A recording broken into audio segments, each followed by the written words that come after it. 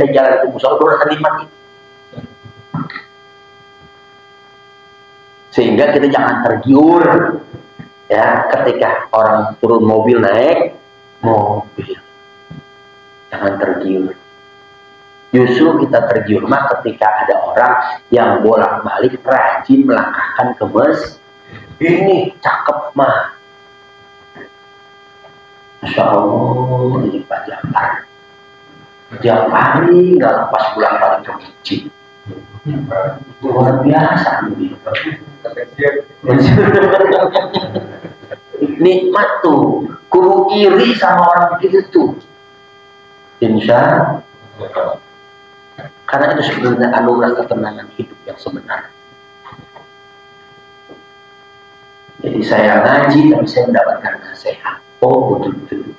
Dikarenakan kita belum merasakan turun mobil naik mobil, ternyata enggak menjadikan kenikmatan.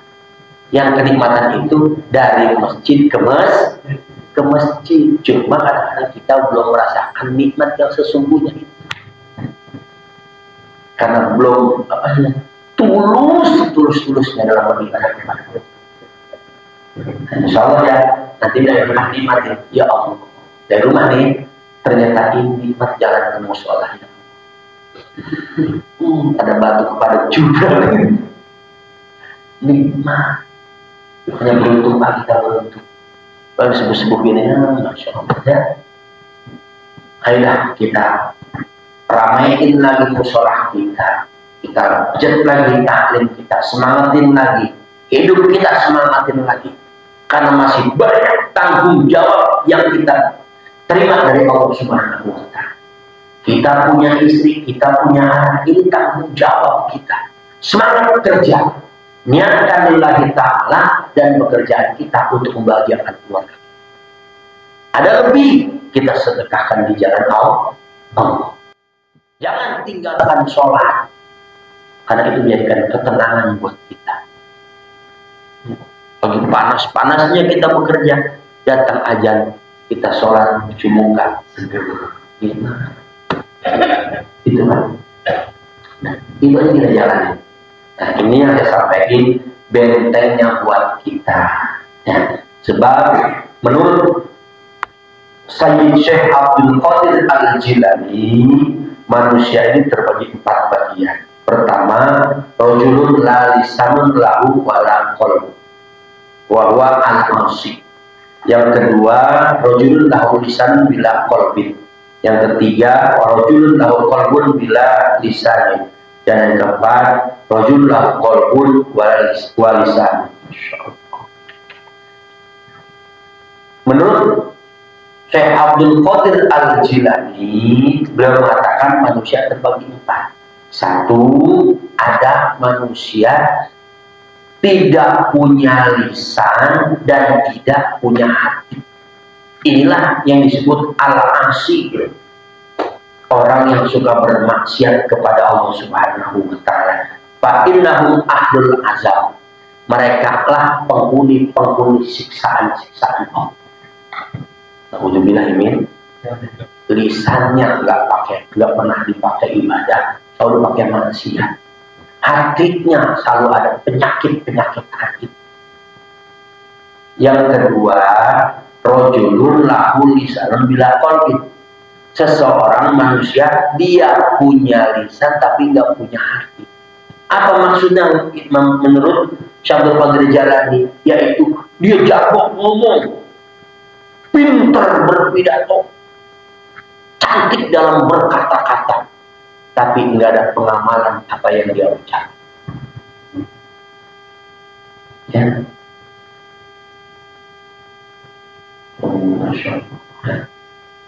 Nanti patah rukunar ma'asihi, maka api neraka akan membakarnya terhadap maksiat yang dia ucapkan. Kalau makan indawahi antakulu ma'ataf'alu. Itu orang jago ngomong perintahin kebaikan, tapi dia sendiri gak pernah melaksanakan itu kebaikan. Dia punya lisan tapi dia punya. Jangan sampai kita banyak. Yang pertama, jangan parah itu maksud ahlul azab. Yang kedua juga jangan. merintah doang, melaksanakan agama. Yang ketiga, warojulun lahu qalbun bila lisan, punya hati tapi nggak punya lisan. Orangnya diem baik, jarang ngomong, tapi amarnya cakep. Dia mah nggak banyak ngomong, tapi dirinya bagus, ibadahnya rajin, zikirnya rajin dan sebagainya. Tapi orangnya nggak banyak ngomong. Nah, inilah orang-orang yang mukminun satarallahu ta'ala an khalqi wa basarihi bi uyubi nafsi masyaallah wa nawwara qalbahu wa arafa, luar biasa. Ini adalah orang yang beriman, Allah akan menutupi aib-aibnya. Andaikan ada pernah kesalahan, Allah tutupi. Karena orang ini nggak banyak komen-komen, tapi selalu melaksanakan ibadah. Itu yang Allah berikan cahaya dalam hatinya. Allah kasih nanti dalam hatinya makrifat kepada Allah Subhanahu wa ta'ala. Fahada rajulun waliyullah mahfudun bisa terhindar. Maka orang ini termasuk orang yang wali Allah. Luar biasa. Dia terjaga, ya, dijaga aib-aibnya dan terjaga daripada apa saja yang menjadikan dia bermaksiat kepada Allah. Jadi manusia jangan banyak ngomong, banyak diam. Cuma silahkan berbicara kalau perkataan itu, bicara itu dapat bermanfaat. Inilah perkataan Imam Syafi'i. Imam Syafi'i tafsiran dalam hadis man kana yu'minu billahi wal yawmil akhir falyaqul khairan aw liyasmut. Sabda Rasul, siapa orang yang beriman kepada Allah hari akhir, maka ucapkanlah yang baik. Kalau nggak bisa ucapin yang baik, lebih baik diam. Imam Syafi'i mengatakan penafsiran tersebut ditafsirkan dalam hadis tersebut, yaitu silakan kau berbicara asalkan pembicaraan bermanfaat untuk dirimu, untuk keluarga dan untuk orang-orang yang mendengarkan. Silakan. Jadi berbicara silakan, tapi harus jadi manfaat. Mengajak orang jadi lebih baik lagi, mengajak orang agar bisa bermakrifat kepada Allah, mengajak orang agar bisa ibadah kepada Allah. Ini bisa berbicara. Silakan. Yang terakhir, warajulun lahu qalbun wa lisan, punya hati, punya lisan. Ini luar biasa. Siapa? Rajul ta'allama wa 'allama wa 'amila bi ilmi wa huwa al-'alimu billahi ta'ala. Orang yang dia belajar ilmu, kemudian dia ajarkan itu ilmu yang udah dapat, dan kemudian dia amalkan itu ilmunya. Makanya orang ini dikenal oleh Allah al-alim. Orang yang sudah ilmu dia dapat Allah benar-benar. Bukan tadi kayak lilin, jago ngomong, tapi dia sendiri nggak pernah ngamalin.